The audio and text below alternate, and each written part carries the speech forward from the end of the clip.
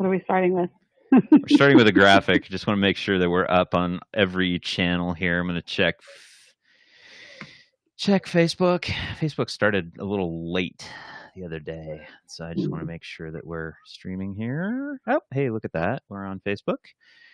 Talks amongst yourselves here, and then let's check YouTube real quick. Make sure that we're on YouTube as well. Let's see, what else do we want to be? Do we want to be on Echo? Do we want to be on? No. Let's see. And we are maybe rocking and rolling. We're rocking and rolling, at least on all right, we're good. Let's go. Hi, good morning, good afternoon. What is it? It's everything is seeming to go all together. And I need to do something real quick with this. And we're going to go like this. Joining me today, obviously, everybody is semi-familiar with Affton Coffelt of Broken Top Campbell. Hello, Affton. Hi. And then also joining us today, Tom Schnell of Business Oregon. Hello, good afternoon, Tom. Hello, Matt. Hey, so Affton, but just before we went on the air, we had some good conversations about some things we were going to be talking about. Do you want to kind of lead the way, as you're the sort of the small business owner that's definitely going through these important times right now? Yeah, so we were briefly chatting with Tom about some of the issues that we wanted to cover today in our, what are we calling it? Tuesdays with Tom? I think so. Yeah, I think it's Tuesdays with Tom. Yeah. Tuesdays Talking Time with Tom. Oh. Tuesdays Talking Time with Tom. Ooh, the quadruple T. There you go. So, I was expressing some of the struggles that I'm going through, and I know that there's resources out there on the federal level right now for small businesses. I think the main focus right now is on the SBA disaster loan program, as well as the CARES Act. And it sounds like there's some trailing things that are starting to come from all of that as well. But, for me, I've applied for the SBA disaster loan as well as through my bank, just a standard SBA loan. But those processes right now with how many people are into them seems pretty lengthy. So, here in Central Oregon, I did reach out to my landlord in regards to some sort of assistance on rent. Now that like my industry, for example, is pretty much shut down completely. So with that, I'm struggling as there's not much spending that they're willing to give me right now, but also conserving cash. Is there any state or local resources out there that are available aside from, the standard and kind of the big playing federal programs that are set in place? So there's, let's kind of distill all of this down there, because there's a lot of angst around all these programs out there and how do they apply for you. And so I'm going to distill them down from the federal, state, and down to local. There's a lot of confusion with the federal right now, because it's like, man, there's all these programs out there, and there are some that I would call, Affton, I would call them one-off, meaning you hear a lot about them, but they really probably don't apply to Main Street businesses. They're specific to like a specific industry, like childcare or healthcare or something like that. So let's talk about what I call Main Street business, and that's really what I classify what you do. And so within the SBA program, there's the standard ones that you mentioned, like the 7A program that you applied with your bank through on for a credit line, and they've always been there and are continuing to be there. And then there's the new one that's called the EIDL loan, the emergency loan, that was they instituted out. And that one is the one that really, it covers most of the company's operating expenses. Now, the SBA has really fast-tracked it. It's part of their disaster relief program. It is not part of the CARES Act that was just approved. It's completely separate. So the EIDL loan is really to help you cover a lot of your expenses. And so just to kind of give you an idea, since February when that first kind of came out, they've had over 300,000 applications nationwide. So yes, it is a very slow process. I mean, we're hearing people that are getting approved getting their money. And so they have really sped it up, but it still takes a little bit of time just because, as you found out, it takes a little time to get on, to work through the process, and then shucks, you get halfway through and you get booted off. One thing I'll tell you, every 5 minutes, save it. As you're filling it out, save it. So if you do have to go get information or come back, and it dumps on you, that you haven't lost all your information. So now I will say they did change it dramatically. So I had expressed to you last week that I'd been trying for 4 or 5 days to get online and kept having issue after issue. I was able to successfully get on yesterday morning at normal business hours, and it took me only about 5 minutes to do. So they've streamlined the application. It is extremely easy. I think other than having gross revenue for the last 12 months, your business start dates, and then your cost of goods sold over the last 12 months, really everything else is stuff that you'd have on hand anyways. And you should. Yeah. And one little piece of advice that somebody gave me too is if you are finding that it's slow, go on after 3 o'clock in the afternoon, because after 3 o'clock in the afternoon, most of your businesses on the East Coast have closed. And so you're not competing with them trying to get, bandwidth to get on and apply for it. So there's some little tricks to it. They have revamped it. I am hearing a lot of success stories on it. So let's go back to the EIDL loan program. So that one here, you apply for it, you can get a certain amount of your expenses covered as far as the loan program. They just came out with an emergency relief program on it too, that you can go in if you've applied for it. You can go in and apply for an immediate $10,000 grant. And so if you haven't applied for that, I would highly recommend that you go back and apply for that, because it doesn't take away from your EIDL loan as far as the approval process, but it can give you an immediate $10,000, up to $10,000 immediate cash in your hand. So if you're waiting for the EIDL loan to either come through or get approved or whatever, my recommendation is get back on, apply for that, a little emergency $10,000 loan program. In fact, I think if you go on now and apply, it actually asks you if you want to apply for that. It does, yeah. Yeah, so within the application, it's really simple. It's nice and bold, and it says, do you want to apply for this $10,000? And that's the other information you need, is your bank account information for them to deposit it into. So again, for anybody that has not done it yet, they've changed a lot the last week. It's, again, a 5-minute process, totally worth doing, and you can apply for both right in one. Yeah. And so then the other one that's coming out that everybody's talking about is, and this is actually out of the CARES Act, and it is the PPP program, or the Paycheck Protection Program.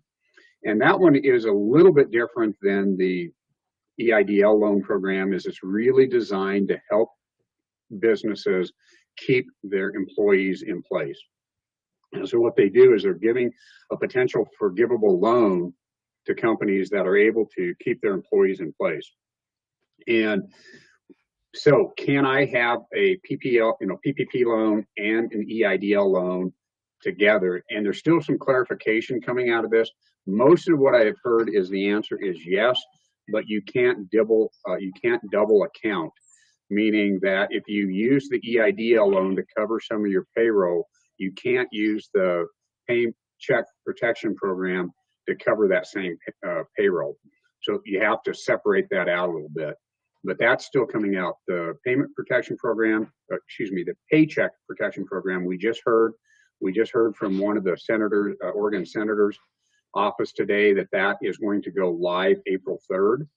And we just got the list. I just sent it out, I think, both to Affton and to Matt, on who the banks and credit unions here locally are going to be participating on that. That will change as other banks come online, but we just pushed that out. That will be available here shortly.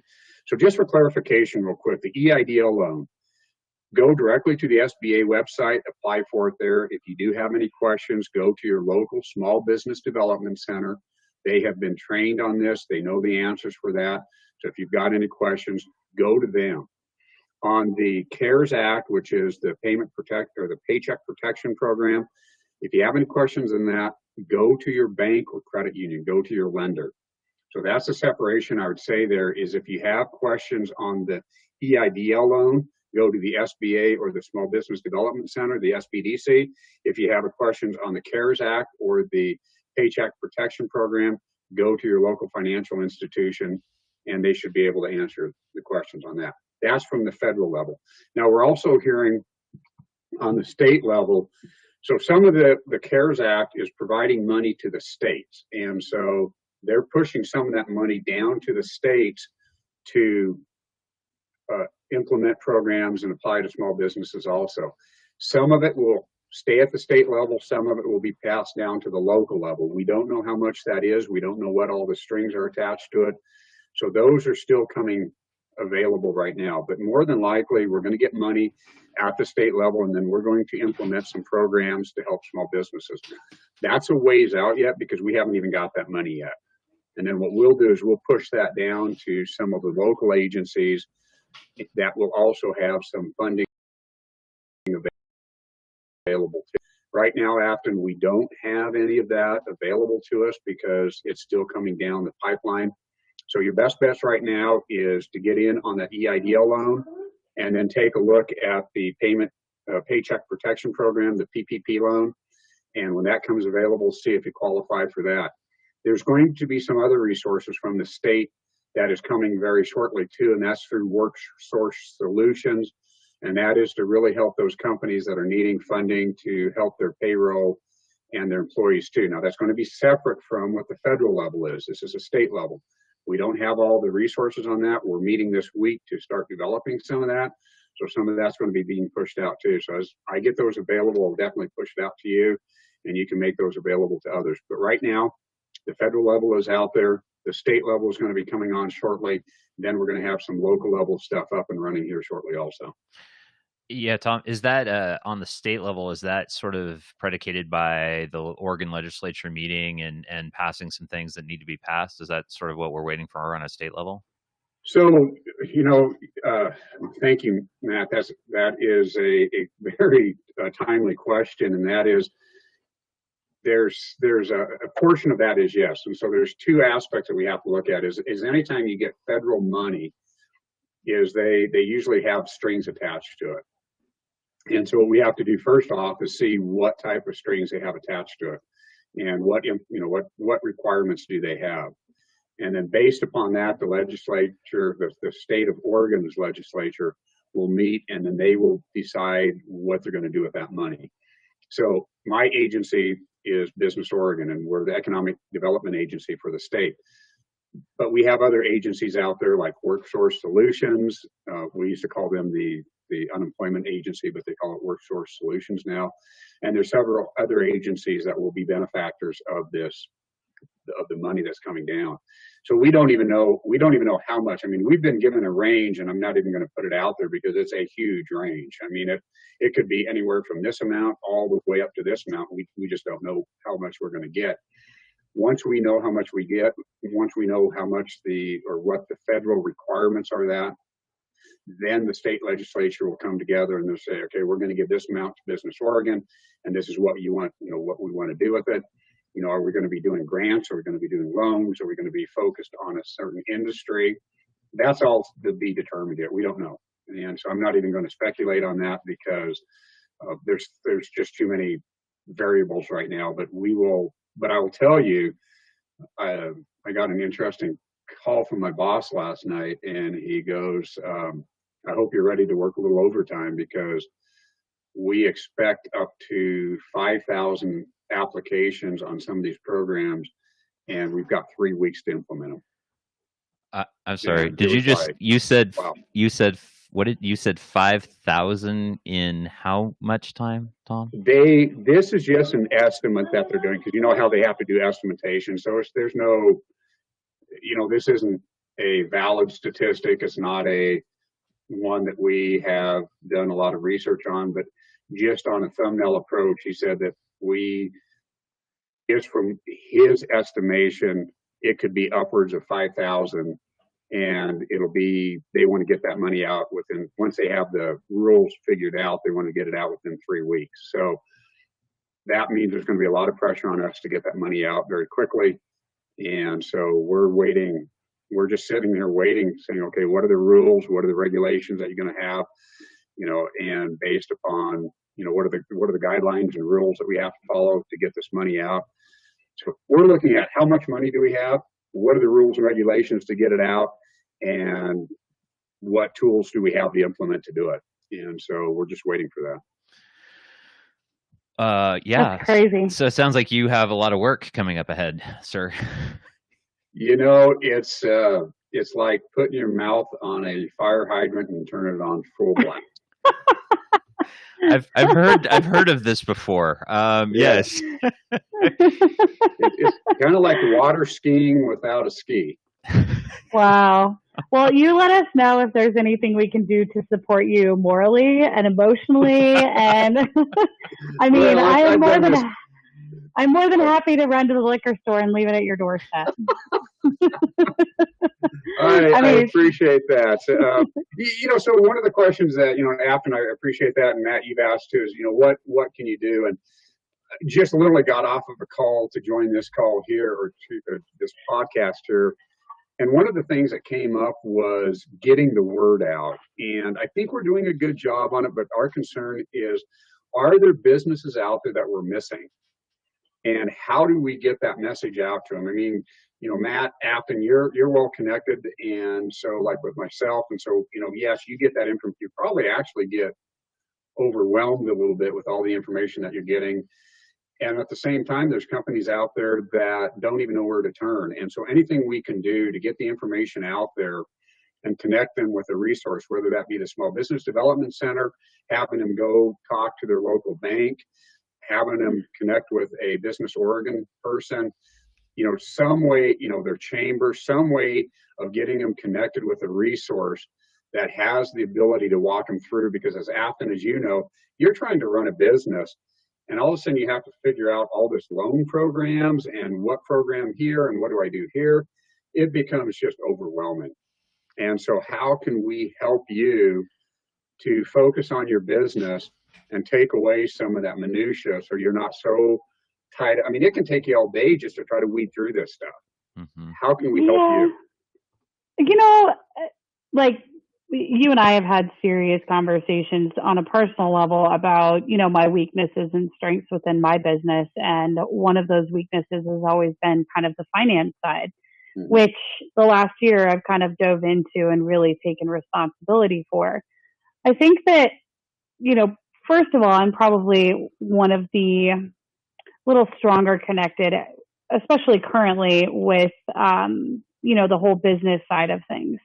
And I think that for me, the resources seem ample. Every day I'm getting tons of emails from whether it's my banker or you, just updating me on these specific things. And I think the biggest thing that I feel like I'm lacking is maybe the simplistic characteristics of some of these programs.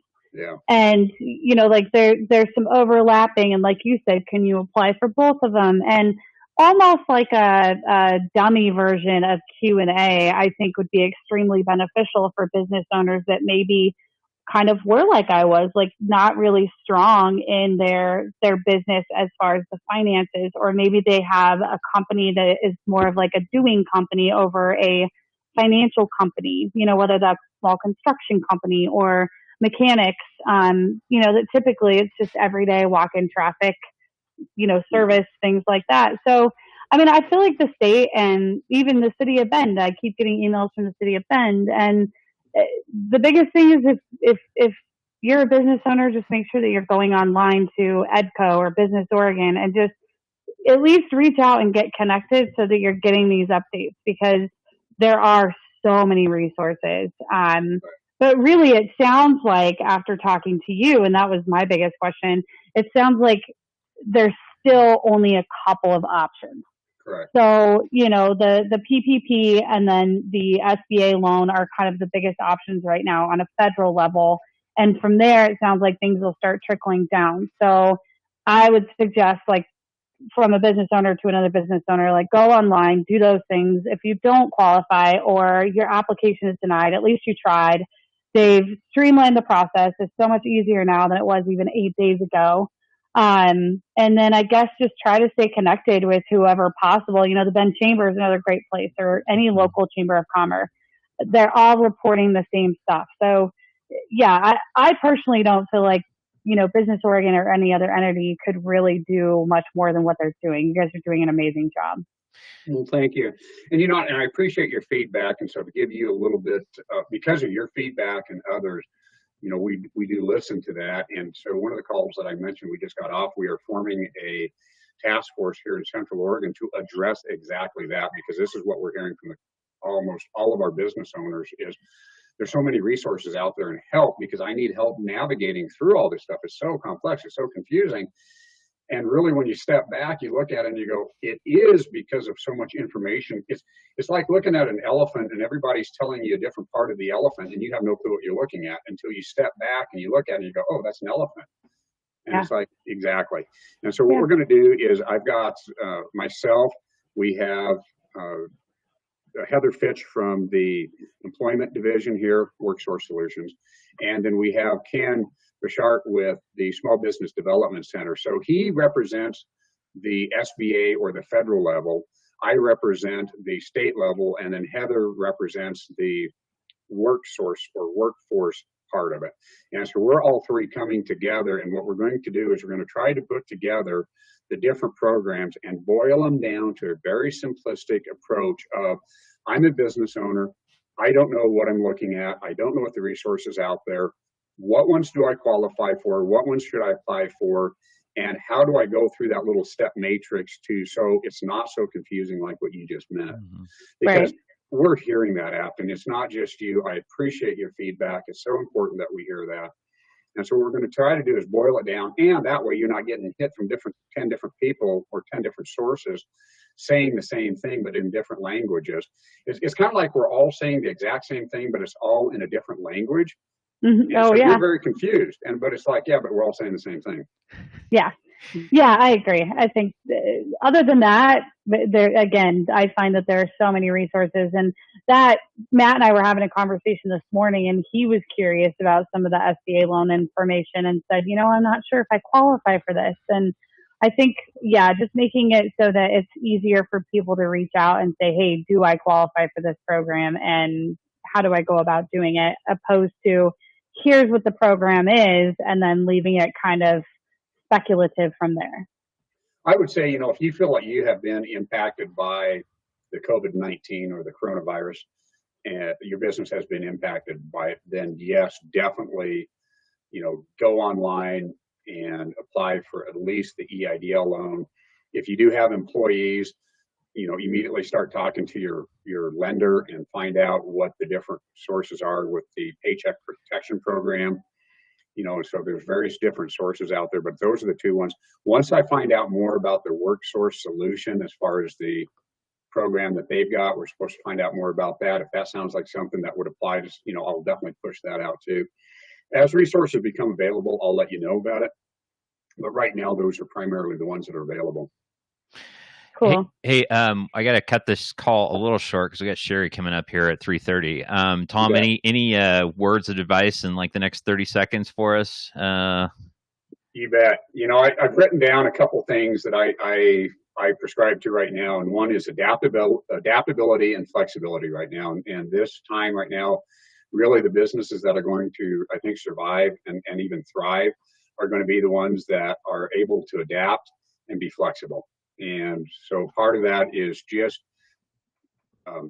maintain, and the other thing is just maintain a positive attitude through this. Yes, it's going to be, tough, but I think if you maintain a positive attitude, you maintain, you remain adaptable, you remain flexible, I think that you're going to come out okay. Great, Tom. I appreciate it very much. Thank you, sir. And if there's anything else, yeah, for sure. And we appreciate you taking your time, and we'll see you next Tuesday for sure. Sounds good. So good. Hey, Bye, Tom. Yeah, see you later, Tom. Hey, Affton, I'm going to let you take off. I just sent you a link. Sorry, here we go. I just sent you a link for the next call with Cheri. So if you want to grab that one, and then I'll start the room. And while we're waiting, everybody can just get to watch me. I guess that's it. So I'll see you in a second here. Okay. All right. All right. Sounds good. All right. Yeah. Show up Central Oregon. I'm going to go here so you don't see the magic behind the scenes because we're going to have to make some changes here.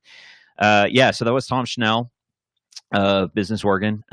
If those people don't know who Tom is a strong advocate for us in the business community.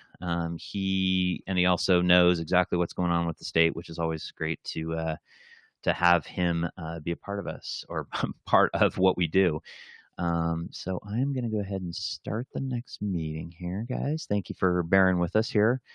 This is weird. Had some interesting things happen in the last week as far as scheduling goes, and Zoom links. I think I'm going to credit it with the. I don't know what I'm going to credit it with. I'm sure it has some reason. Oh my gosh. And let's go there. Thanks for bearing with me. There's that one. And there's that one. Okay, so we'll get this set up here. And again, Cheri's going to be joining us here very shortly. And get Affton and Cheri going here on the other couple of screens. And then we will get this party started. Let's see. What's the Zoom 809? Maybe not. Sorry, guys. I know you're waiting with bated breath. Zoom. Aha. Got one. Got me. This is trickery that I'm doing here.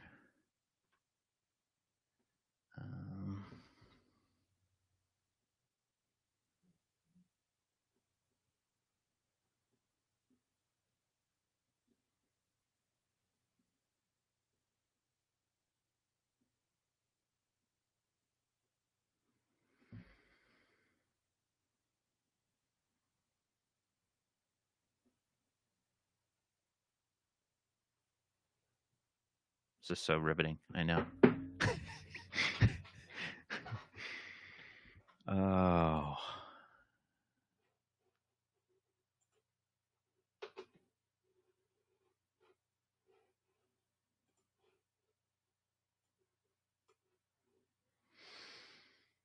Probably could have taken this off air, but I wanted to try something different today. I appreciate everybody sticking with us. Again, it's going to be Cheri Helt coming up here in a second. And so Affton is just joining us again.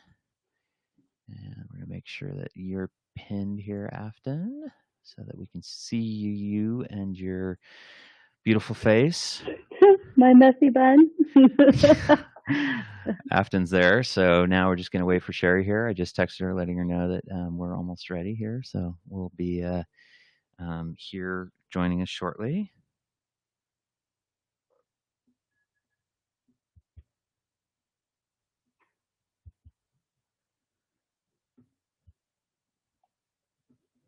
Hi, Affton. This is riveting, isn't it? Oh, there's Cheri. Okay. She's coming right now. So let me get Cheri set up. She's joining us here in audio mode, and so she's almost there. And then we're going to pin her, and I'll introduce the two of you. I don't know if you've ever met Cheri. Cheri, this is Affton. Affton, this is Cheri. Hold on, let me. Hi, Affton. Nice to meet you. Nice to meet you too. Afton and I have been doing a podcast, and we just talked to Tom Schnell of Business Oregon, and you were on, and so I just asked her to join us, and we can get a little legislative update from you, Cheri. First off, last Friday, you had mentioned session starting. What is going on with that right now? So right now, it looks like we are in a holding pattern to see what happens with all of the federal package and legislation so that we can fill in the gaps.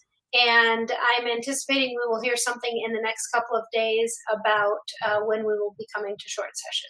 I was hopeful that it would have been today, but that did not seem to work out. And we will be, trying to figure out what we need to change and move for the upcoming legislation that's coming from the federal government.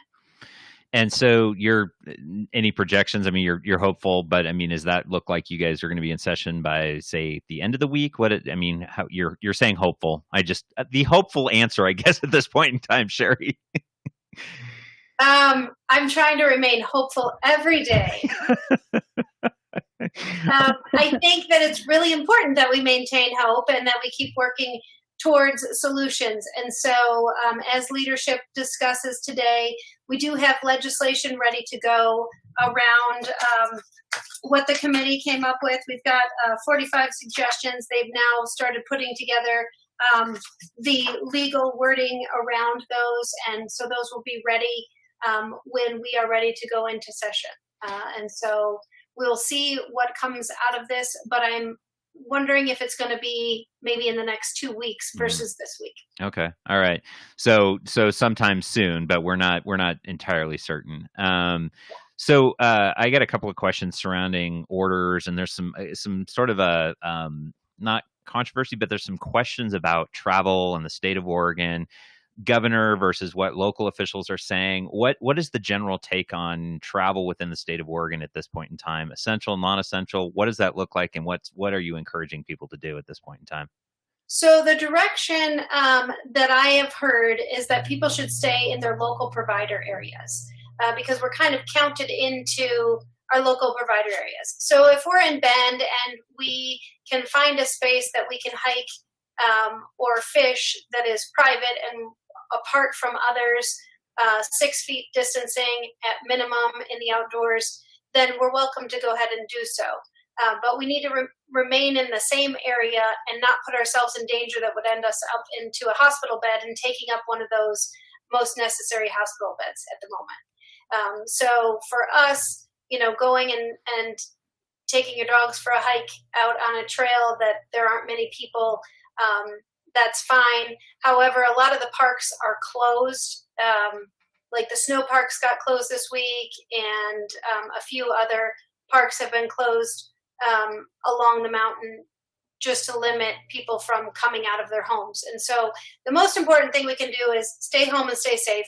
But if you are going to go out and travel, make sure that it is inside your local hospital area, because that is where we're accounted for our population, for our resources and our beds that are available, our ICU beds, our hospital beds, and our ventilators if we were to get sick and injured. And so that's where we're counted as a population. So that would be my long and short answer. Which I think that's an important thing is to note, and that sort of goes to why we're staying there is because we're counted within those populations. So the factoring of bed count is just that. So I think that's an important thing to note. And so go ahead. The real important thing is not to put any stress on any other system, right? So one of the problems that we saw early on in this pandemic was people going to the coast. They don't have a lot of hospital beds, and there were a whole lot of people that went down there. Not only were they spreading the disease potentially, but they were also putting pressure on a small hospital system, which wasn't accounting for the ability to take care of them. Yeah, and I think that is a good point. I know the governor's order. So can you give some guidance? And I know, I think we spoke about this last week, but obviously we're encouraging people to just say, this is going to go on for a while. Is there any other guidance that you can suggest for people? Obviously the new PPP program that's coming down is like an 8-week sort of thing. I mean, are we expecting this to go for 8 weeks? What kind of guidance do you have from a state level? So yesterday, the governor announced through Colt Gill, who is the director of Oregon Department of Education, yesterday evening, direction came from Director Gill that we are most likely not going to be attending school for the rest of the year. And so there were some clear outlines on what school is going to look like and how it's to be defined over the next week. And then it should be starting up over the 14th. In our district, I believe we're starting that up sooner. which I'm really proud of Ben Lapine School District, as I always am, as a recovering Ben Lapine School Board member, I like to call myself. It's one of my favorite hats that I've ever worn. But I think that our school district is amazing. Our teachers are amazing. And we really set the curve for the state. And so it looks like the direction that we are getting from our district is going to be a more rigorous education than is even being outlined by the Oregon Department of Education. But to your question, that is going to put us in a place where that means we're going to be stay home, save lives for a little bit longer than was originally anticipated. Mm-hmm. Yeah, absolutely. So, which I think ultimately we have to realize is that, yes, this is a hardship. I mean, this is a financial hardship. This is just an emotional hardship. But at the same time, this will save more lives. And that is the important part of it. For sure. Hey, Cheri, just a quick question. I mean, is there anything else that you want to make sure that we're knowledgeable right now that has transpired since our last conversation on Friday? Well, I think that you just made a really good point, that we are doing this to save lives. And that is what we are doing. And we are trying to lower the curve, and we are trying to keep people safe. And the more we lower the curve, the more we keep people safe, the quicker that we can get through this and get to the other side and start recovering financially. And I think that's really important for people. Today is the last day of the month. And I want everyone to know out there that I'm thinking of them, that they have rent payments due and mortgage payments, and that they are concerned about their unemployment insurance. And that I've been working with the unemployment department pretty extensively to try and define how to make sure people don't get denied, because a lot of people were writing that they were not looking for work. And that is, they were answering it in the way they thought that it needed to be answered. But the real issue is that if you are in contact with your employer, that you are considered to be looking for work because you're only temporarily laid off, and you will be resuming work as soon as the crisis is over. And so getting people their unemployment benefits has been a big focus this week, and making sure that we can work that out from the state level. So I've been working on that tirelessly, and it's just super important that we make sure that people can pay their rents, that they have food for their tables, and that they have income coming in. And so that has really been the focus since we last spoke. And I, on behalf of myself, I appreciate that very much. I would like to ask a question as far as, and I know you had spoken about this, and I don't know if this was something that has happened.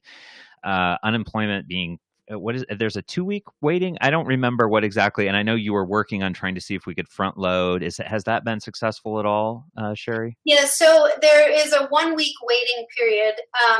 It doesn't seem like we're able to get rid of the 1-week waiting period just by the nature of how many people have filed for unemployment.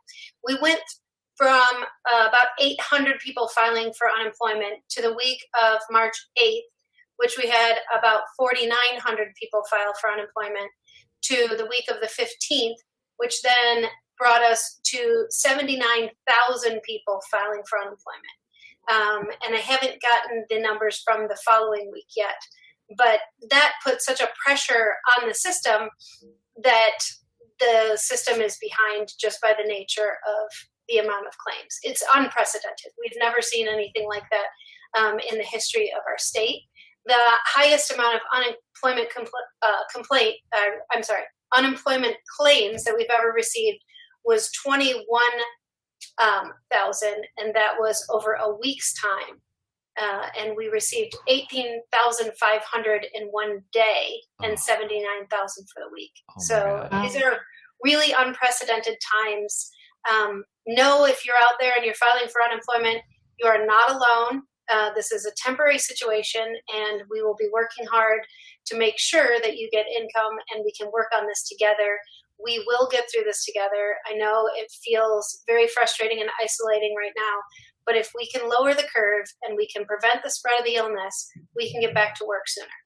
Yeah, and I think that's an interesting point in the fact that I don't know that you could prepare. The system is never going to be prepared with what just happened. I mean, that's the reality. I mean, there's that you don't plan for the 0.00001% chance that it's going to happen, and it did happen. So, well, and also put it a little bit further into context.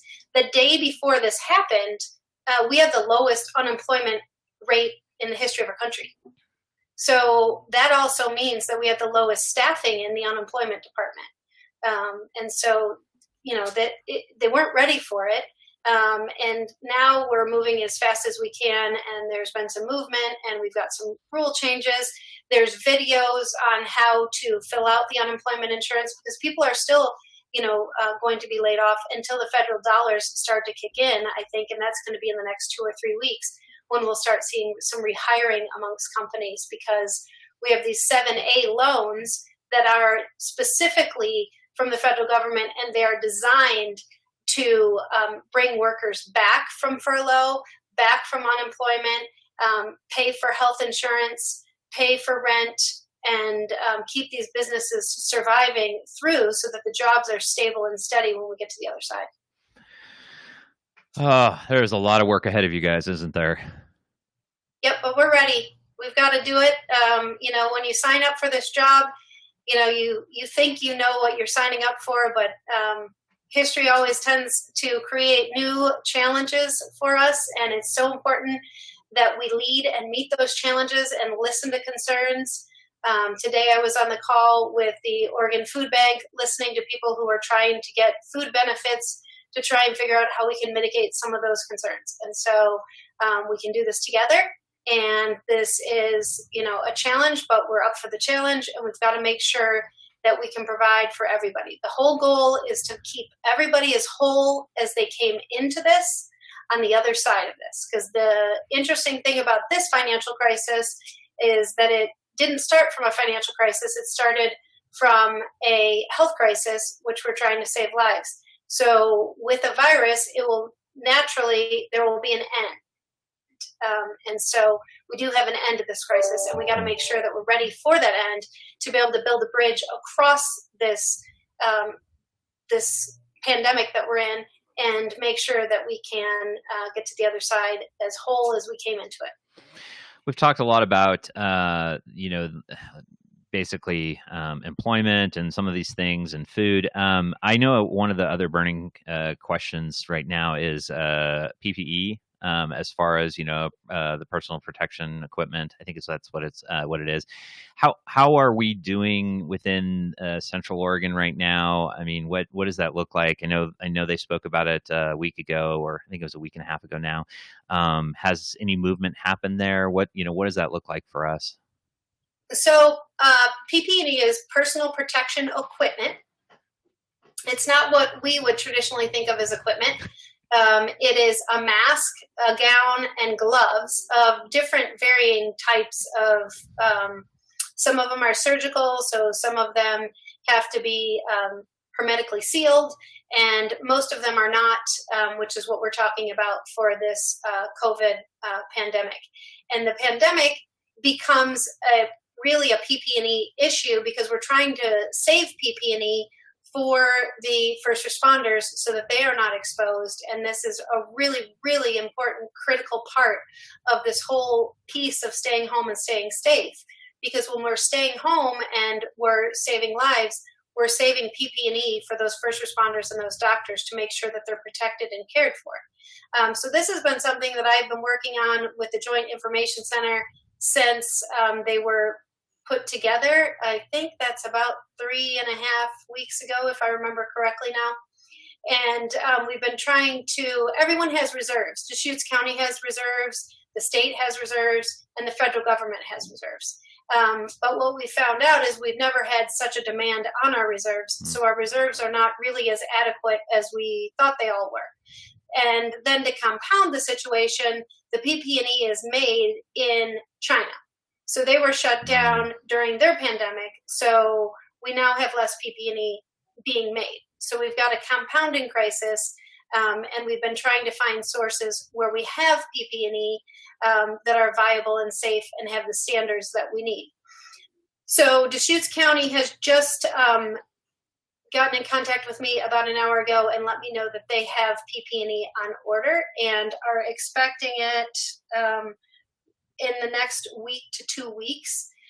We also have PP&E that came in last week from the federal government.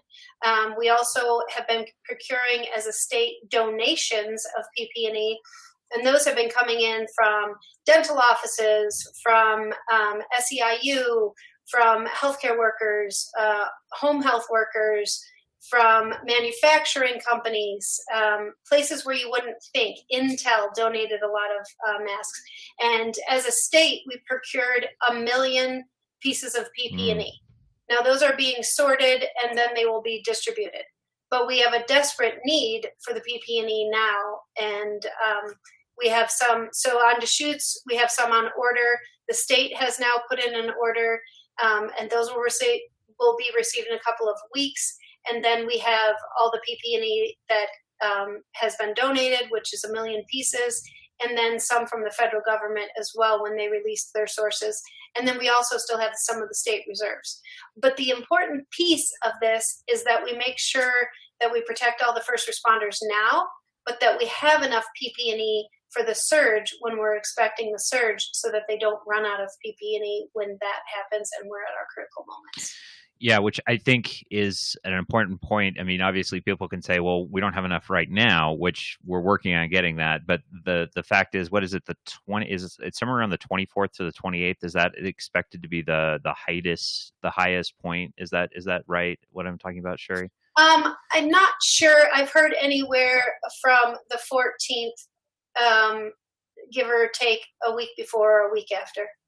And I guess that would be probably state by state. It's where we are for Oregon versus where we are nationally too. So it's also too how much we stay home, because if we stay home, our surge goes down because we flatten the curve.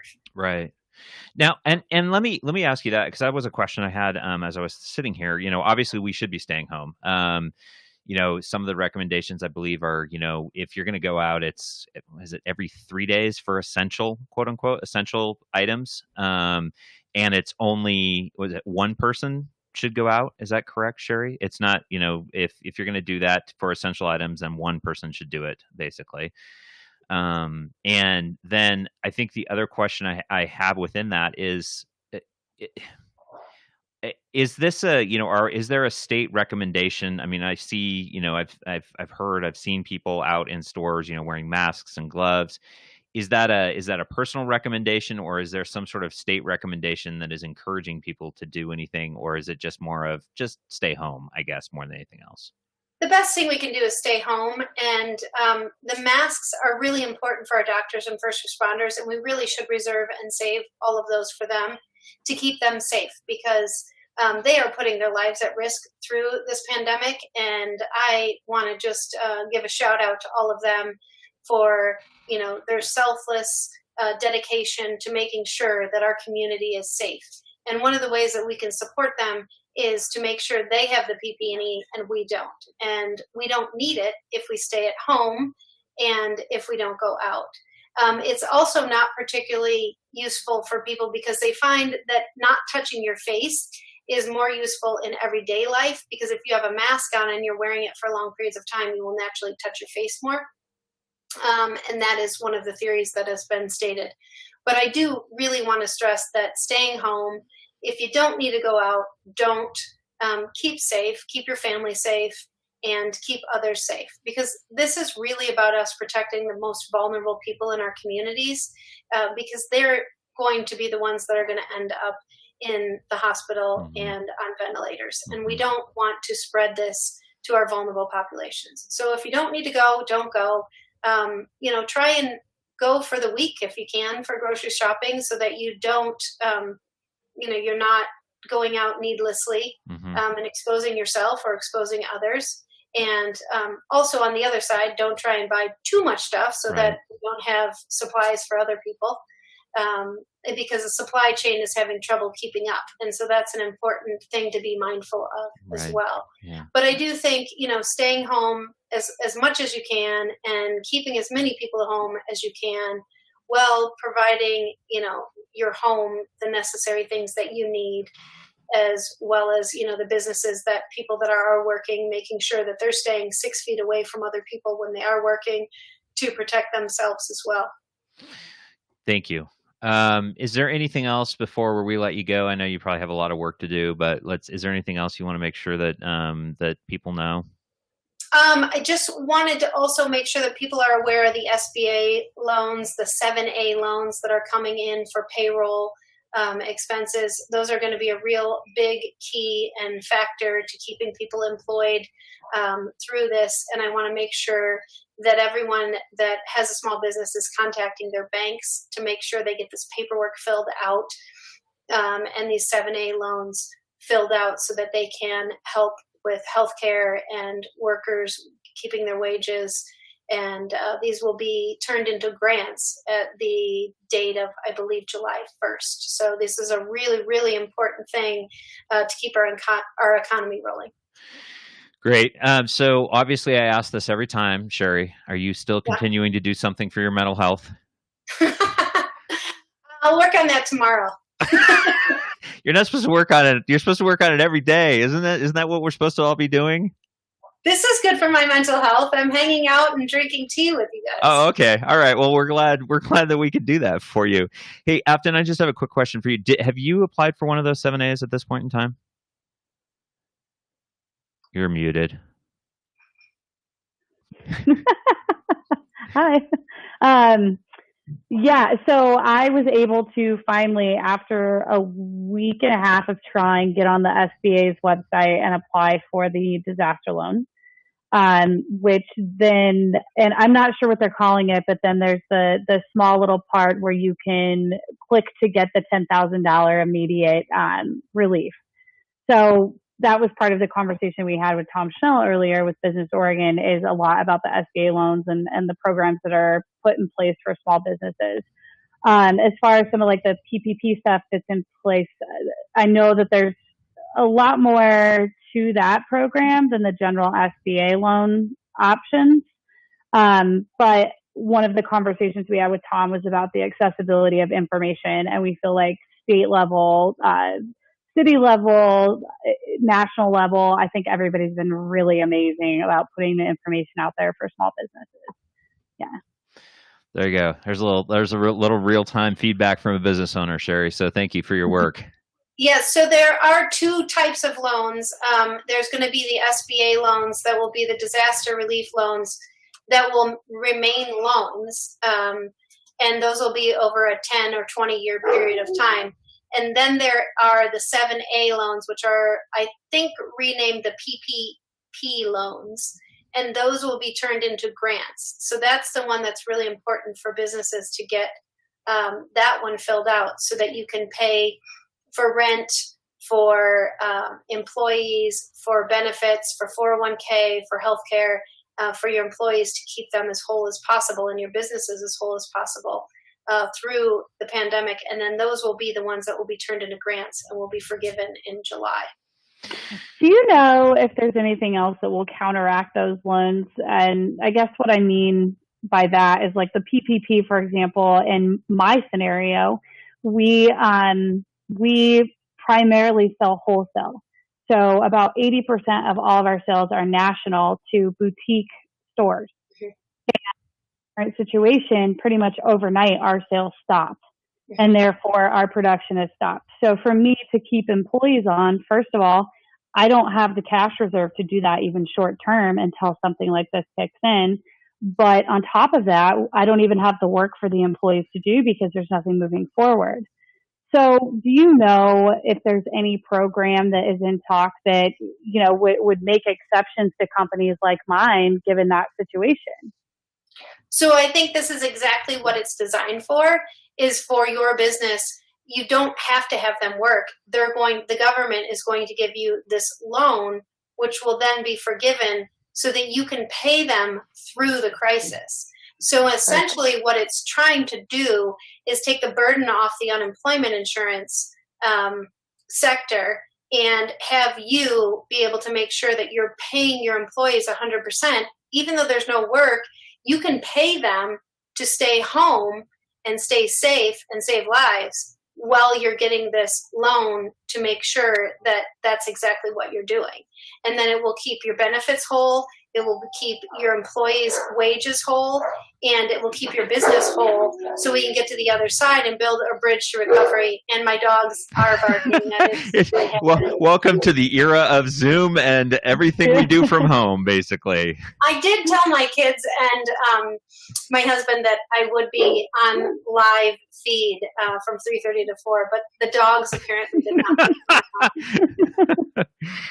Oh, okay, good. Well, Cheri, I know you got a lot to do, and we're looking forward to our Friday update. And if there's anything that transpires that we need to talk about, just let me know, and we're happy to do that. So, again, thanks, Cheri, for joining us. I appreciate it, and keep up the good work. And okay. try to get some rest at some point in time, please. Thank you. All right. Thanks for all you guys are doing. Thank you. All right. Nice to meet you too. Good luck with your business. Thank you. We're rooting for you. So you can go ahead. Pass. You can leave, Cheri. That's great. And Affton and I are going to continue to talk. So I appreciate it, Cheri. Thanks. Oh, she's gone. There we go. So thank you. You're welcome. Sorry, I didn't mean to not say goodbye. It's okay. It's okay. Thanks, Cheri. Friday. All right. See ya. Yeah. So hold on one second here. I'm just going to go to Affton. Affton. Hi, Affton. As you take a drink. I need to get rid of this other window here. That's nice. We're gonna do. Affton and I have talked about this. We're gonna do ASMR from now on. Oh! I ended the meeting. That was not what I wanted to do. Dang it.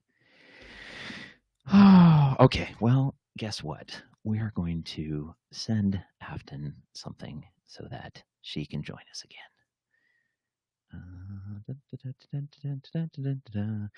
So yeah, that was Cheri Helt, and you can see what's going on from the state. It's been a great couple of at least last hour, and talking about what might be going on.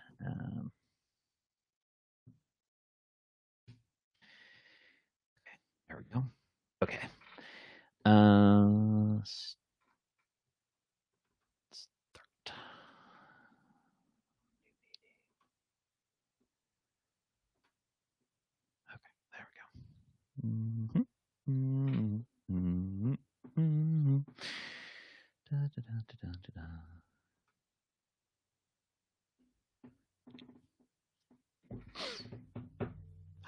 Hi all.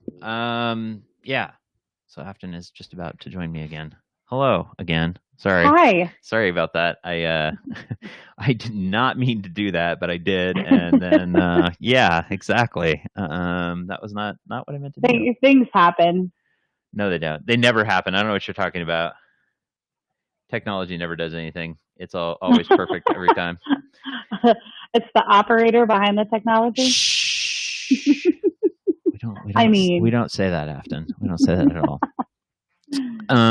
So I wanted to have a conversation with you today about, obviously you shared with Cheri a little bit about what's going on with your business, and I want to talk a little bit about you kind of the emotional support of what business owners are going through, and how as business owners we can kind of deal with this. So if you could just, I don't know that everybody has sort of been watching us, but just kind of give us a sort of a high level of who you are and sort of the business that you're in, just so that, and it can be like 1 minute. And then we'll talk a little bit about, what it's been like and how we can, support each other and business owners and what it looks like from that standpoint. So, yeah. So who are you? What do you do? Who am I? What do I do? I guess we haven't released that podcast yet, have we? No, we haven't. We've been too busy with other things.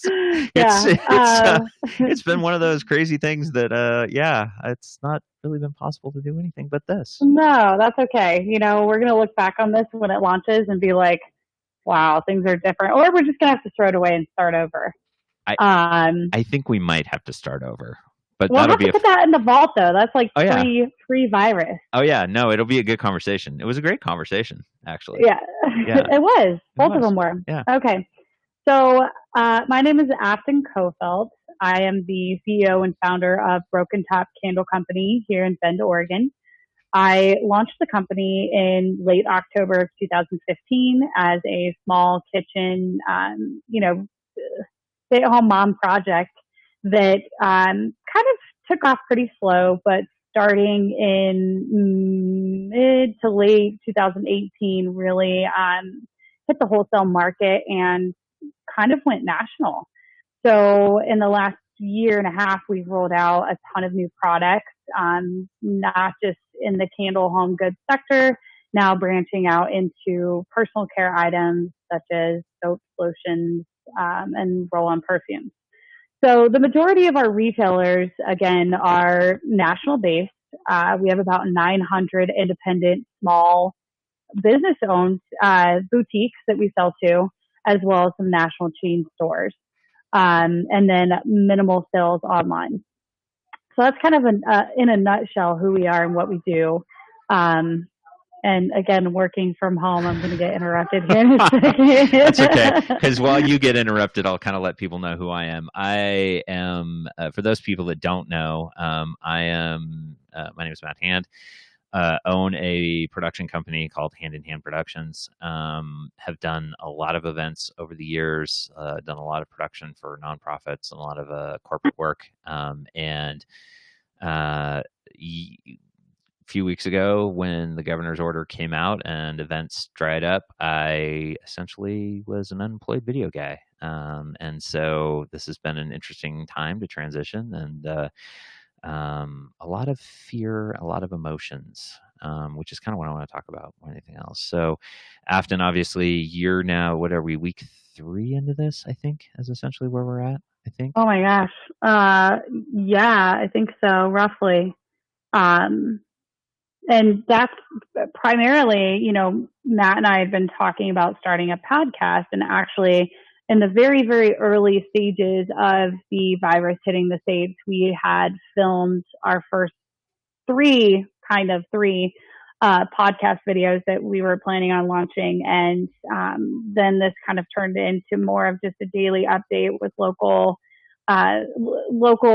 business affiliates and business owners and things like that to really kind of grasp the severity of the situation and how this is impacting small businesses and individuals alike. So that's, Matt, you and I have kind of come together in the last 3 weeks, and here we are. It has been a coming together, that's for sure. So the fear of what keeps you up at night? What is the thing that for you is the biggest stressor, I guess, in this point in time?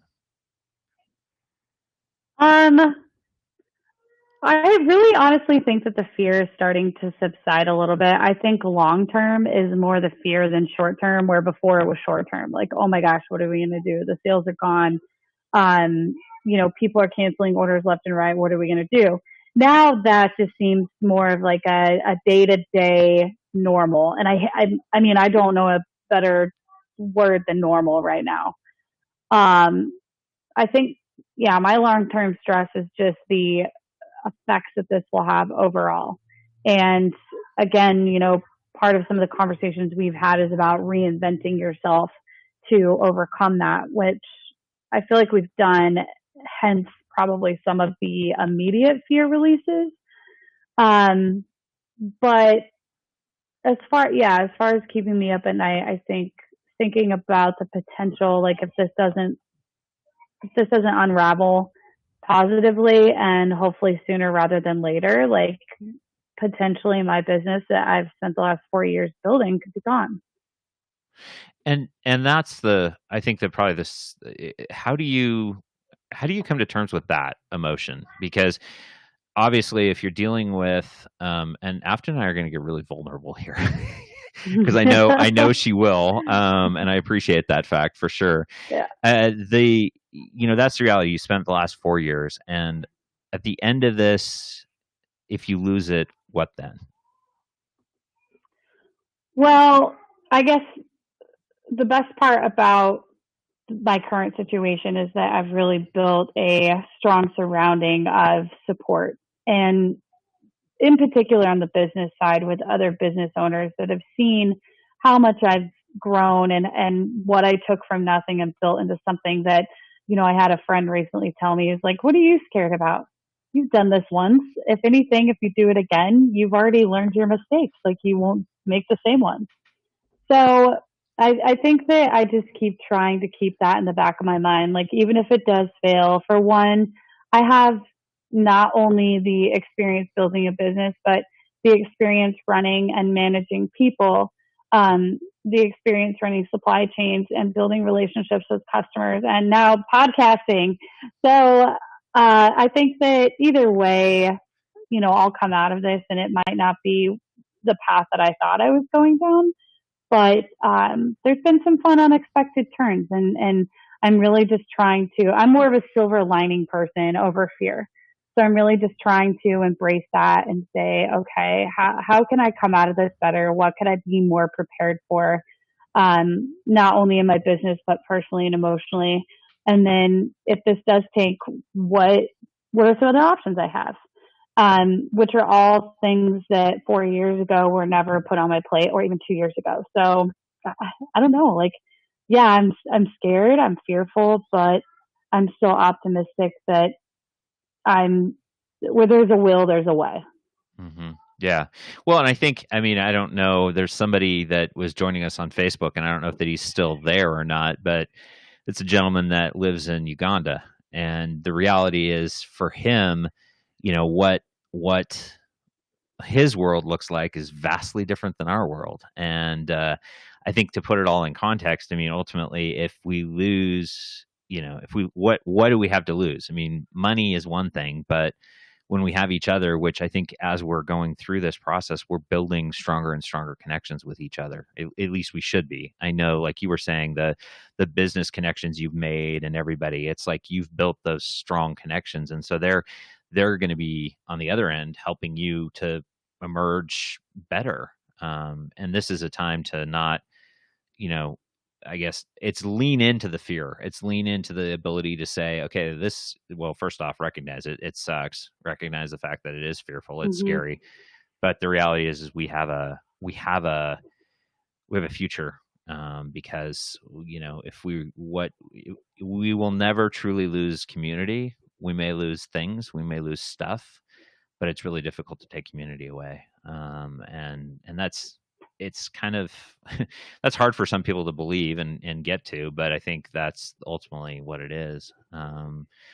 So, obviously you got 3 kids in that house, who most people don't know. So you've got kids that are there loving on you every day. Do you think it gets stressful to manage? Well, I know it gets stressful to manage household and business, which means kids and business. So for you, this fear takes on another component in how to manage the day to day. And how have you been able to sort of deal with that for yourself? Again, I was a stay-at-home mom before I ventured into this. So, being with the kids and stuff, it's really like, it's more intense now because I have other responsibilities and other stresses on top of it that I didn't have before. But it doesn't feel that much different to me. And I think a lot of it is personality as well. Like, I just naturally embrace chaos. So I really don't feel any more tired. I really don't feel any more stressed out than normal. Especially now, I think in the extreme triage state, or the shock factor week, if you will, it was definitely high tension, high stress. But now it's just same thing with the family. Like, you got to roll with the punches, and I have, my oldest is in 6th grade, and there's fears of, the schooling situation. And aside from whatever the school district puts in place for them, what does that mean when she goes into 7th grade next year? When they have a set of curriculums, is she going to be able to follow along? Is it going to put her behind for life? I have a kindergartner who was just starting to read. Is that going to be a reset in 1st grade? But at the same time, every adult right now is doing their power to just try to, for one, reserve cash flow, for 2, try to come up with ways to bring money in for the family. And when now society's telling you, okay, you have to put a pause on everything you do day to day, and now you have to be a teacher too to your kids. That's a lot of the added stress, as I start seeing these emails coming in about, all of these seesaws and school related projects. And it's like, I can't do both. I can't continue to keep my company afloat and be a full-time teacher to 2 children. So, and on top of that, I have a 3-year-old who wants to be involved in everything. And it's definitely a struggle, but the biggest thing through all of this that I think keeps my fear at bay is that I know that I am not the only one going through this. I'm not the only parent. I'm not the only business owner. I'm not the only individual. Like, these are struggles that the entire nation is facing. So I almost feel like, in a sense, that it's all forgivable, if that makes sense. Yeah, it totally makes sense. And that, I think that speaks into, and so we have unique, obviously, you have unique fears versus me having fears. You have a family, you have other things that I'm just sort of a single guy in a small apartment, and I get to do whatever I want to do. So your fears are very much like you're saying, they are surrounding, next year, the year after, and what does it look like for your kids at the same time? Yeah, but I think, you and I had those conversations about you personally when this first kicked off. Like, I felt secure and safe when this first started, but you were really in a very less fortunate situation in the sense that you don't have a partner to lean on, or, even an emotional support system. My kids, there's times where at night that you just feel super vulnerable. And, we talked about maybe you need a puppy, like I can snuggle with one of my kids at night, and for 5 minutes, like, all that fear just goes away. And those are some of the conversations that you and I had in the beginning was, oh my gosh, like, my business shut down overnight, but yours really shut down. At least I had things to fall back on, being the e-commerce sales, and some of the national key accounts, especially our grocery store formats, are still doing okay. So, you and I talked a lot in those beginning days, and it was, okay, how can we reinvent us? How can we reinvent you, and what can you do different? And I don't know if I'm like the devil on your shoulder. Like, I think is it the devil or the angel? Podcast. We have this conversation too. I think I'm one of each. Yeah. Don't listen to her. No, totally listen to her. Like, and then your head's stuck in the middle, and I don't know. Somehow I think it worked out. Like, here we are. Well, and that is that's the reality is the, and I guess this goes back to, for myself, and this doesn't, well, it does talk a little bit about fear, and the fact that for me, I have been constantly on this ever edge of self-improvement of, okay, I got to learn things. I got to, experience different things. I got to experience new technology. And so when that fear did truly grip me, it grabbed a hold of me hard. There were some days I was toast. I was, yeah. Let's just say they weren't good days. I get it. Yeah. We get it. Yeah. I realized that if I just kind of got up and made that first step, sometimes that's all it takes. And that's the thing in the morning. This morning I didn't want to get up. I will be real. It's been busy, but I'm also like, gosh, I just need some time to, like, when I asked Cheri, I said, hey, what are you doing for your personal? And I was like, I haven't been doing that. And when she's like, oh, I'll do it tomorrow. I'm like, well, okay. But then I'm like, well, wait, I'm doing it right now. I'm just yakking with Affton. That's the, oh, hey, that's the new yakking, the podcast name. The podcast went from the podcast with no name to yakking with Affton. Yeah, I like that. That's good. But people are going to think we're from Prineville. Hey. I guess both of us could say that. Well, no, I could say that because I've lived here almost my entire life. You were even worse, from Idaho. Oh yeah, see, I guess that is true. And not the Boise part of Idaho either. Boise? Yes. I've never heard that. Is that French? No, it's supposed to be Boise. It's not Boise. It's Boise. It is.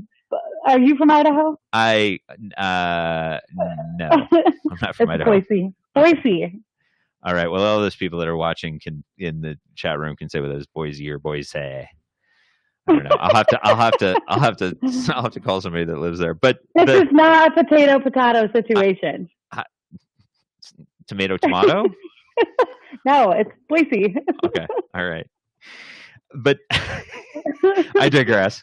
But I think because of the self-improvement, because of those things, it allows me to get up. And like this morning, I mean, I got up because this person texted me saying, "Hey, do you want to, oh, actually it was somebody else that actually needed some help with something." And honestly, I can tell you the first time, when I was able to help them, and that is, I think, part of this whole process that we need to learn the most is if we're scared, sometimes there's people that are more scared than us. And if we reach out to those around us, we can actually help our own fear and help their fear at the same time. And sometimes just people just want to listen. You want to have the ability to just chat. I mean, I'm a guy talking right now and listening. Imagine that. That's a skill. I like to talk, so I think again we established this in like podcast 1, podcast 2, podcast 3, and every conversation we've had in the last 3 weeks is about how much we enjoy talking. And I think you asked me this morning in a text. You asked me, how I handled fear, and I think the first thing I put on the list of 3 things was talking.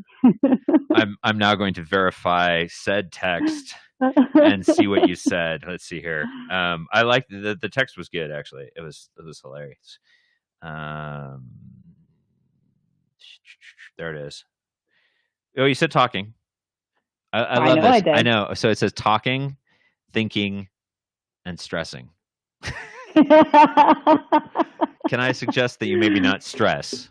And you can suggest all you want. It does not mean that it's not going to happen. I know, unfortunately. So the question then becomes is when you think about it, are you thinking of positive solutions, or are you just ruminating and stuck in that piece of fear? Oh, I totally think that I'm thinking of positive solutions. But I also feel like I think about both. I think about the negative, what could go wrong, and how I would handle that positively. It's no different really than self-evaluation. When you're self-evaluating yourself, you're thinking about the negatives, the pros, the cons, how they all intertwine, how it makes you what you are. And I think that fear is no different if you can rationalize it. I think, again, when the whole pandemic started, 2-3 weeks ago, the fear that you and I were facing, I literally would come into your studio and I felt like my heart was going to jump out of my chest and I couldn't breathe. And I think that situation, like, obviously it hasn't gotten any better, but I think just time in itself has, again, I can't think of another word to describe it, but it's made this normal. And therefore it's subsided some of the fear, knowing that, yeah, there's risk every day. There's risk going to the grocery store, whether you get sick or not. But at some point you have to realize, does the fear overweigh or outweigh living? Mm-hmm. And to me, it doesn't. To me, I think that I can do my part to, stay at home and stay safe. Oh, hi. Where's that camera, Mom? and he's hiding. And I cannot see him. And now the reality of working from home right now. Hi, here. Oh, this one here. You want to hear him? Yeah. All right. Hello. A future podcaster. He's gonna be a podcaster. Yeah, he keeps asking where you're at because he can only see me. Oh, that's right. Because now, here we go. Now you can see me. Yeah. There you go. Oh, no, he took off. He has one earbud. He's gone. He's gone. Yeah, they're listening to us right now in the other room. Okay, that's good. Bobby, Clayton, if you can hear me, you guys be nice and you share. Silence. So sorry, you were saying something to the effect of when this whole thing started and, your chest, and it was thumping, and then I forgot because we got interrupted there. Yeah. I mean, I think, again, I think my main point is that there's always fearful situations, but whether it's, the fear of not having enough money, but wanting to go on that vacation. I think you have to balance the fear with living, so you say, okay, it's okay for me to be scared, but I still have to live. Right. And instead of going on that vacation and blowing all your money, you say, okay, we're going to go and we're going to have fun, but be conservative with it. And I think that's kind of how I rationalize my fear in a sense. And sometimes it takes a minute. Sometimes it's immediate. Sometimes the fear pops in your head and you're like, no, this is how it could play out. And if I'm okay with that, then here we go. Right. Let me back up a step and say, what is the scariest thing you've ever done? And you can't say childbirth. Well, that was easy. No. The scariest thing I've ever done, I think. Yeah, I know.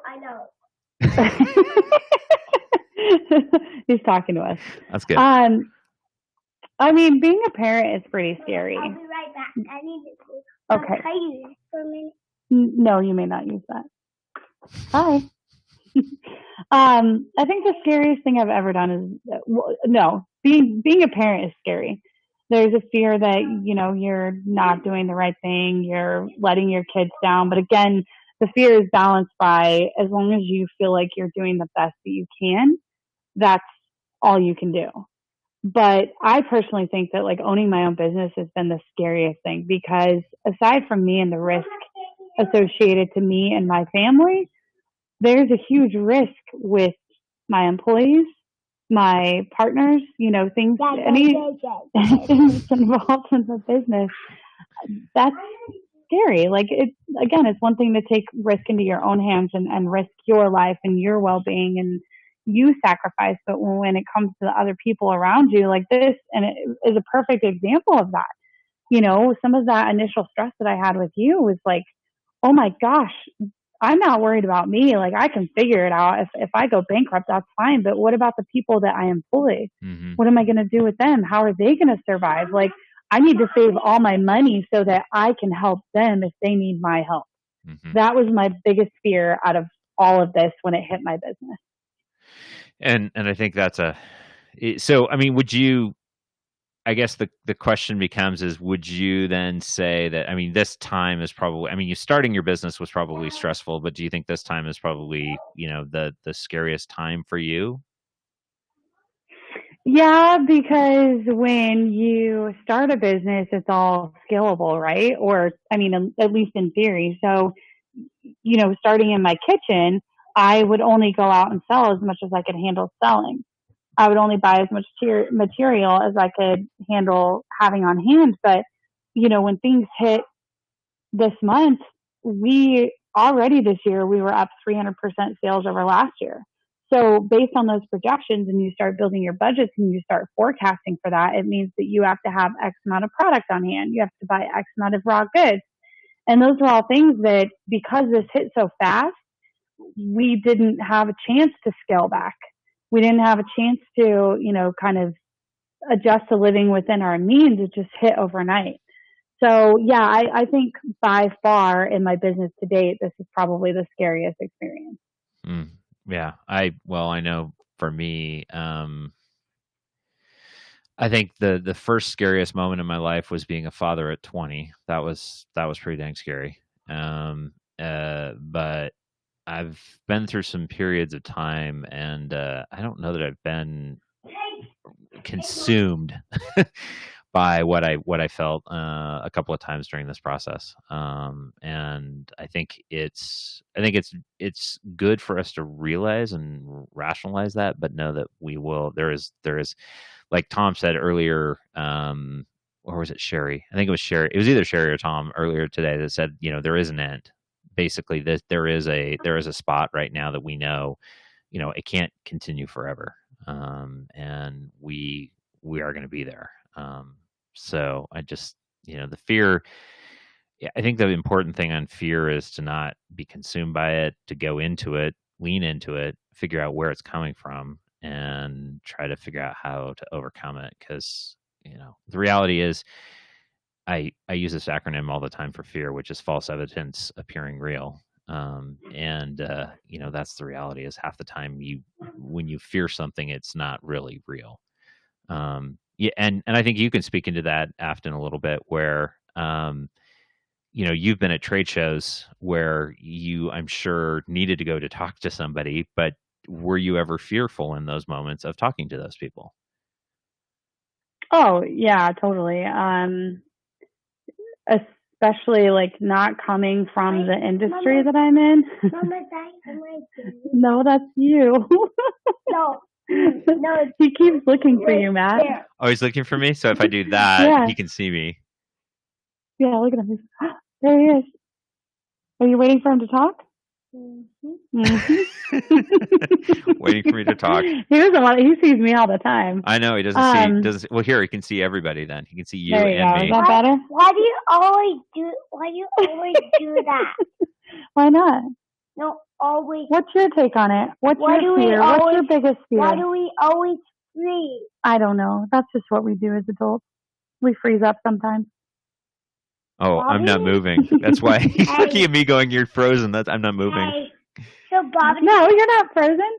No, I was not moving. I literally, Oh. you were moving, but I wasn't moving. Hey, Oh. so Bobby, is this almost called Google to freeze? Called Google to Yeah. freeze you? Yeah. Whoa, does that scare you? Yeah. I'm gonna take Alexa. This is freeze. This is one of those brave Bobby. new worlds of having conversations when people are at home, and I think, So, anyways, you were talking about meeting people, and how do you deal with that fear? I mean, how do you overcome that fear? I guess. Yeah. I believe your mentality. Like, you have to face it head on. The first couple trade shows that I went to, I was by myself. I hadn't been in the industry. I didn't know anybody in the industry, and it was, okay, you've come this far. You made this dedication. You made this choice. So here's what you're doing. Yeah, I'm kind of, I guess, a lot more in line with you. Like, just face your fears head on. Don't hide from them. Embrace them. And it might be scary. It might be a total disaster by the time it's over, but it can only get so bad, right? Oh yeah. In theory. Yeah, absolutely. That's how childbirth is. You're like, this is really, really crappy, but you know that there's an outcome. Like, you know what the finish line is, and you just have to go with it. I don't know what childbirth is like, so no, I can't understand that. But you still understand that there's a goal. Like, something's going to happen at the end. Right? Really? I hope. Yeah, I mean, if it weird, doesn't happen, yeah. there's a real problem, isn't there? I just have to pause and say, okay, the experience with the kids, I was chatting about my frustrations with school and things like that. The one nice part is that my kids actually get to see me a little more, I don't want to say professional, because nothing I seem to have happening the last day has been professional with being at home. But for them, being able to see me and clients and understand, like, okay, there's priorities and there's things that I need to do and things that I need to have happen.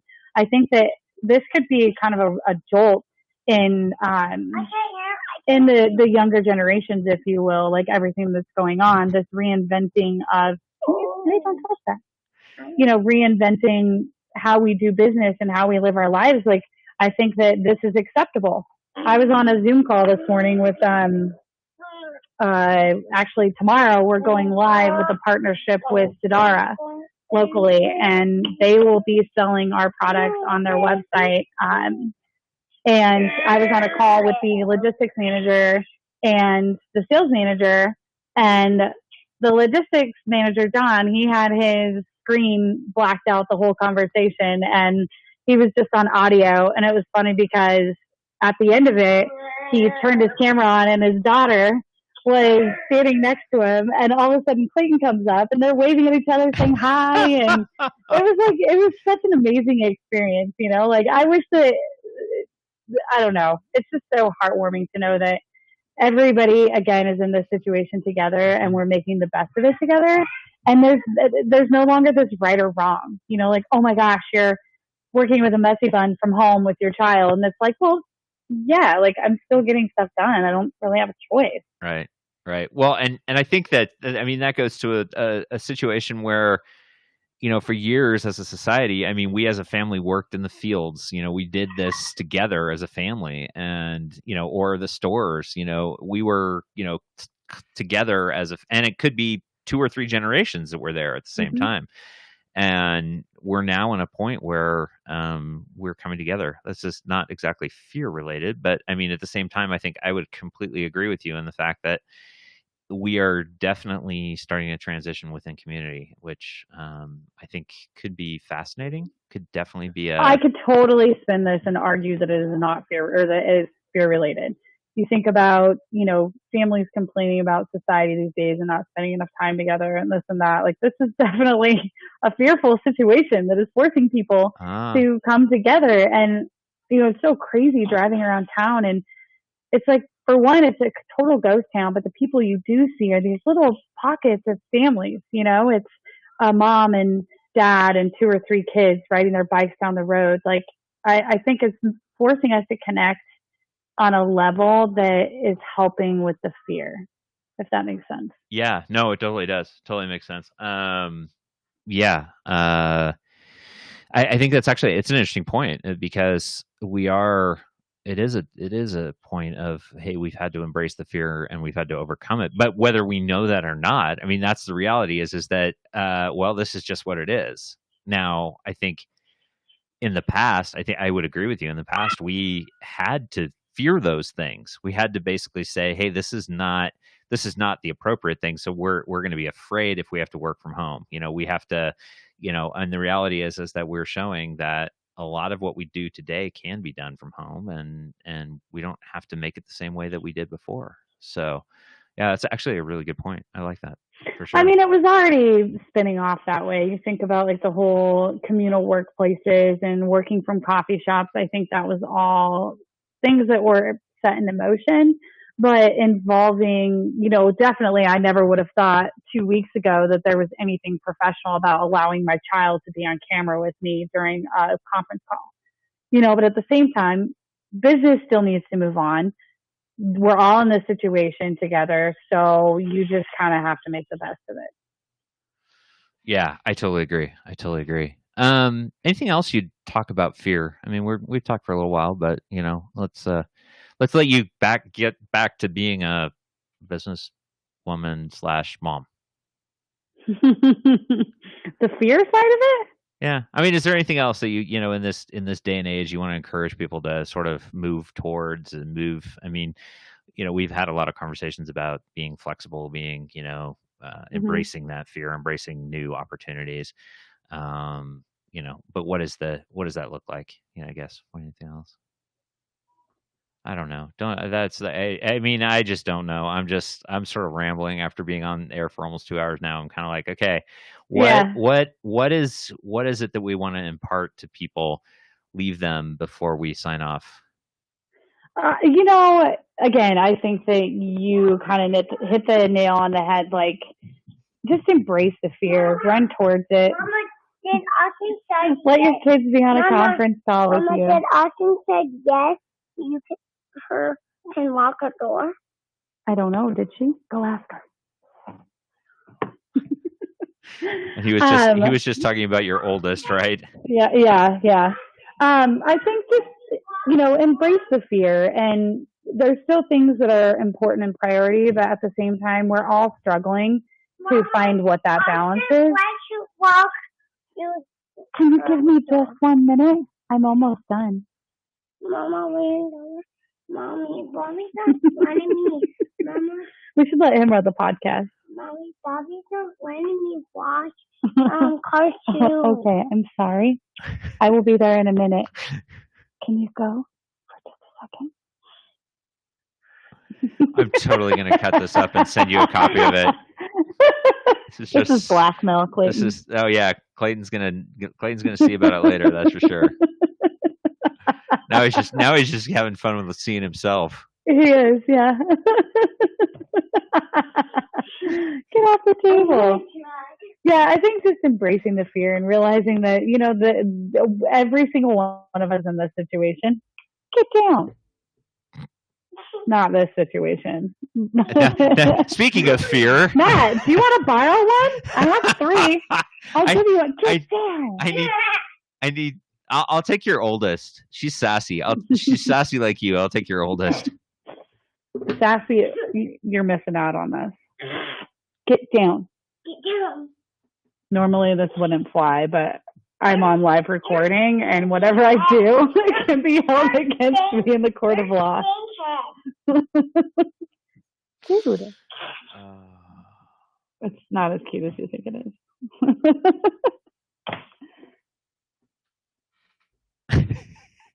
Affton is now concerned. She has fear for her son that he will do something that will hurt himself. Is this? No, I don't have fear for him. Fear for me. I'm going to have to drink more. Oh, jeez. That is not a good example. We're not trying to set this example for our viewers, Affton. Speaking of, we were supposed to be having Prosecco over I know, this conversation. we didn't have that. I have a bottle chilling, so the next time we'll have to do it. Yeah, because we just kind of rolled in. No, I think just embrace the fear, understand it, understand that we're all going through it, whether you're a business owner, parent, friends. The one thing I have noticed is that it seems like people that I normally talk to on a daily basis, as far as whether they're close business colleagues or friends in general, everybody's just been very quiet, which is very ominous, but probably almost needed in a sense to kind of take this time and really evaluate your situation, your family, your, current job, what is making you happy, what you do lean on. And I think those will kind of prevail and allow you to say, okay, this is where I really need to put my energy and focus right now. Yeah, I would agree. Yeah. For sure. All right. Well, we're going to let you get to corralling children. I'm going to make dinner. You're going to make dinner? Whoa. What's for dinner? Shepherd's pie. Ooh. Oh, if we weren't social distancing, I'd be like, I'm on my way over. I'll mail you some. Oh, great. That'll be here in about 3 days. Thanks, Affton. Appreciate it. I don't know that I'd want to eat it then. I'll leave you some on your door. How about that? Yeah. Hey, you mentioned a cool thing tomorrow. For those that might still be watching, I don't know how many people are watching right now, but what's where can we check that out as far as the launch with Sudara? Oh yeah, so it's going live on Sudara's website. So they've had a couple of hiccups through all of this as well. Most of their product and their support is behind women in India. And with a lot of the shutdowns and stuff, they've had some issues accessing some of their inventory. So again, part of their creative strategy is partnering with other companies that kind of have either a strong community give back or a similar, global give back that they have. So they came to us and said, hey, we want to partner with you and just kind of they do a lot of corporate stuff, but not just on their corporate side, but they're direct to consumers as well. So, Sudara.com is where you can find that. And again, I think, just continue to support whoever you can locally. If you can afford to order takeout once a week or twice a week from your favorite restaurant, just keep them supported. That's, I think, all we can do right now. Mm-hmm. Yeah, absolutely. All right, let you go. I don't know when you and I will talk. Well, I know we'll talk again, but I don't know the viewers. In 20 minutes. Yeah, exactly. Thanks, Affton, for joining me, talking about fear. If anything, you've got another wild hair to talk about, just let me know. And thanks. I appreciate it. Have a great evening. Our next one needs to be about happiness. What we're doing right now to make us happy. I think that's great. I think we can do that next Tuesday after. We can Tuesdays with Tom. We can do the same thing. Well, then we got Cheri after Tom, and then we could talk. I like that idea. Cool. Yeah. All so right. cool. All right. Well, you can log off. I appreciate it. Thanks, Affton. Have a good evening, and I'll be over for Shepherd's Pie. Oh yeah, social distancing. Social distancing. You made it funny. I know. I try. Right. I try occasionally. So, have a good evening. Bye, Matt. All right. Bye. All right. So that was Affton. And of Broken Top Candle company, Affton Coffelt. I signing off. Haven't been doing a lot of content recently. I have shifted a little bit. Business has shifted. I'm finding a niche that a lot of businesses are needing what I'm doing, which is exciting. It's fun. And it goes to speaking a little bit about the fear. I probably should have made this transition 5 years ago. Probably should have started doing more content about 5 years ago. The reality is, I was fearful. I didn't want to come out in public. Didn't know what was going to necessarily be said. But I had an opportunity to show up for you people, show up for, as many organizations as possible. And we started to build something, starting to build it. I'm starting to block it a little bit more. And there's some exciting things going on behind the scenes too. We're excited to be, partnering with great organizations like the Chamber, EDCO, Economic Development for Central Oregon, the City Club of Central Oregon, and many other organizations. So while you don't see everything that's going on, we are helping power a lot of great community events right now. And that's just such a amazing thing to be able to do. So I appreciate everyone joining us. I'm going to segment this out later tonight so that you actually can see the individual segments. And I appreciate it. Again, thanks for joining us. And remember, everyone, show up for Central Oregon.